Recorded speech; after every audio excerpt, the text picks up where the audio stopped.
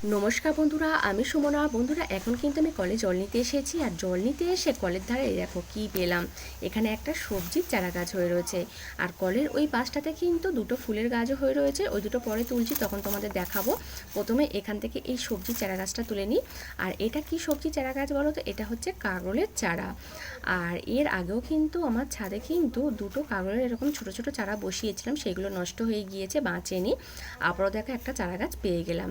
আর এটা কিন্তু বীজের তৈরি চারা গাছ, কারণ শিকড়ের মধ্যে বীজ রয়েছে। আর এই গাছ কিন্তু মূল থেকেও হয়। আর এই দেখো কলের এই পাশটাতে দুটো কিন্তু গাঁদা ফুলের গাছ হয়ে রয়েছে। এই দুটোকেও দেখো এখান থেকে তুলে নিলাম। আর আমি কিন্তু এর আগেও অনেকবার কিন্তু রাস্তার ধার থেকে এরকম ফুলের সবজির গাছ পেয়েছি, সেগুলো তুলে নিয়ে গিয়ে বসিয়েছি। আর এমনিতেই দেখো এখানে 3টে গাছ আমি কিন্তু পেয়ে গেলাম, কাগলের। আর হচ্ছে দুটো হচ্ছে ফুলের গাছ। আর এইগুলোকে নিয়ে আমি কিন্তু এবার বাড়ি চলে যাব, গিয়ে এই গাছগুলোকে হচ্ছে বসাবো। বাড়িতে এসে সঙ্গে সঙ্গে কিন্তু ছাদে চলে এসেছি, গাছগুলোকে বসিয়ে দেবো এবার। আর বাড়ি আস্তে আস্তে কিন্তু আরও একটা ফলের গাছ আমি কিন্তু পেয়েছি। আর এই দেখো কাগল গাছে একটু মাটি দিয়ে দিয়েছিলাম। আর গাঁদা ফুলের গাছগুলো কিন্তু অনেকটাই বড়। আর এই গাছটা পেয়েছি, এটা কি গাছ বলো তো? এটা হচ্ছে তরমুজের গাছ। আর এই গাছটা যখন তুলছিলাম তখন কিন্তু রাস্তায় লোক ছিল, তাই আর ভিডিও করতে পারিনি। আর প্রথমেই আমি কিন্তু এই প্লাস্টিক গ্রো ব্যাগটার মধ্যে এই গাঁদা ফুলের গাছটা বসিয়ে দেবো, একটা গাছের মধ্যে বসাবো। আর এই গাঁদা ফুলের গাছগুলো কিন্তু অনেকটাই বড়। দেখো এখানে একটা গাছ বসিয়ে দিয়েছি। আর এই কৌটোটার মধ্যে আরেকটা গাছ বসিয়ে দেব, কারণ এখন গাঁদা ফুলের গাছ হচ্ছে বসিয়ে রাখি, বর্ষার সময় এগুলো আবার কাটিং করে করে কিন্তু বসানো যাবে, কারণ গাঁদা ফুলের গাছ কিন্তু ডাল থেকেই হয় খুব সহজে, বালির মধ্যে বসিয়ে দিলে। এখানে দেখো দুটো গাছ আমি কিন্তু বসিয়ে দিয়েছি। আর এই গাছ দুটোকে একটু আগে জল দিয়ে দেবো, কারণ দেখতে পাচ্ছ পাতাগুলো কীরকম হচ্ছে, ঝিমিয়ে পড়ছে। দেখো জল দিয়ে দিয়েছি। আর এবারে আমি কিন্তু এই টবটার মধ্যে এই তরমুজের গাছটাকে বসাবো। আর প্রথমে এর মধ্যে কিছুটা আমি প্রথমে দিয়ে দেবো শুকনো সবজির খোসা, আরও একটু দেবো সবজির খোসা। দেখো আরও একটু দিয়েছি। আর এটাকে এবার একটু হাত দিয়ে চেপে দিলাম। আর এর উপর দিয়ে অল্প একটু মাটি দিয়ে দেবো। এটা কিন্তু পুরনোই মাটি, আমার যে শীতের গাছগুলো ছিল সেই মাটিগুলো সব আমি হচ্ছে রোদ্দুরের মধ্যে শুকনো করে রেখেছি, এর মধ্যে বালি গোবর সার দেওয়া ছিল। আর দেখো অল্প একটু মাটি দিয়েছি, দিয়ে এবারে এর মধ্যে গাছটাকে বসিয়ে দেবো। দেখো গাছটা বসিয়ে দিয়েছি। আর এবারে আমি কিন্তু একটু জলও দিয়ে দেবো। আর এর মধ্যে আমি কিন্তু মাটি কম দিলাম, কারণ চারা গাছটা দেখছো অনেকটাই ছোট। আর এই গাছটা বাড়ার সাথে সাথে তারপরে মাটি দিতে থাকবো গাছের গোড়ায়। আর এবারে কাগলের চারা গাছটাকে বসিয়ে দেবো এই বেডটার মধ্যে। এখন আর অন্য কোনো জায়গা নেই ফাঁকা। আর এই যে দুটো বটবটি গাছ দেখছো, এই গাছ দুটোর মধ্যিখানে বসিয়ে দেবো, কারণ এই বেডটা অনেকটাই বড় রয়েছে, আরও অনেকটা মাটি দেওয়া যাবে। আর এই বটবটি গাছগুলো কিন্তু আর হচ্ছে বেশি বাড়বে না, এরকম হচ্ছে ছোটো ছোটোই থাকবে, এতেই হচ্ছে ফল হবে।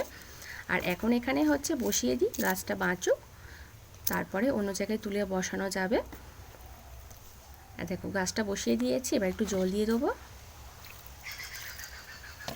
আর গাছটার মধ্যে কিন্তু রোদ্দুর পড়ছে, তাই একটু ঢেকে দেবো এই বস্তাটা দিয়ে। দেখো ছায়া হয়ে গেল, গাছটা আশা করছি বেঁচেই যাবে, আগেরবারে গাছগুলো নষ্ট হয়ে গিয়েছিল। আর এই দেখো এই সাইডে গাঁদা ফুলের গাছ আর হচ্ছে তরমুজ গাছটা আমি কিন্তু এই পেয়ারা গাছের গোড়ায় রেখেছি, এখানে হচ্ছে ছাওয়াই থাকে। আর এই গাছগুলো কিন্তু এখন কিছুদিন এখানেই থাকবে, তারপরে এইগুলোকে রোদ্দুরের মধ্যে হচ্ছে বের করব। আর এই গাছগুলো আশা করছি বাঁচবে। আর এই যে নয়নতারা ফুল গাছগুলো দেখছো, আমরা কিন্তু এই গাছগুলোতে খাবার দেওয়ার পাশাপাশি কিন্তু আরেকটা কাজ আমাদের কিন্তু মাঝের মধ্যে করতে হবে।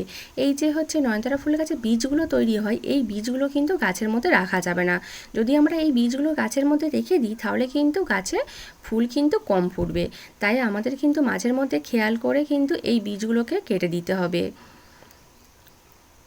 দেখো এই গাছটা থেকেও যে বীজগুলো ছিল আমি কিন্তু সব হচ্ছে কেটে দিচ্ছি। দেখো এতগুলো বীজ আমি কিন্তু কেটে দিলাম। আর এবারে এই গাছগুলোতে কিন্তু অনেক ফুল হবে। আর এই দেখো ড্রাগন ফুল দুটো কিন্তু একটু বেড়েছে, দুটোই হচ্ছে ফুল এসেছে এবারে। আর যা প্রচণ্ড গরম পড়েছে, ভাবছি ফুল দুটো না ঝরেই পড়ে যায়, কারণ আমার তো ছাদে কোনো মানে নেট লাগানো নেই, এমনিই রয়েছে ফাঁকা। আর এই যে এখানে দুটো পেয়ারা গাছ রয়েছে, পেয়ারা গাছ দুটোতে দেখতে পাচ্ছি ফুল এসেছে, এই দেখো এই গাছটাতেও এসেছে।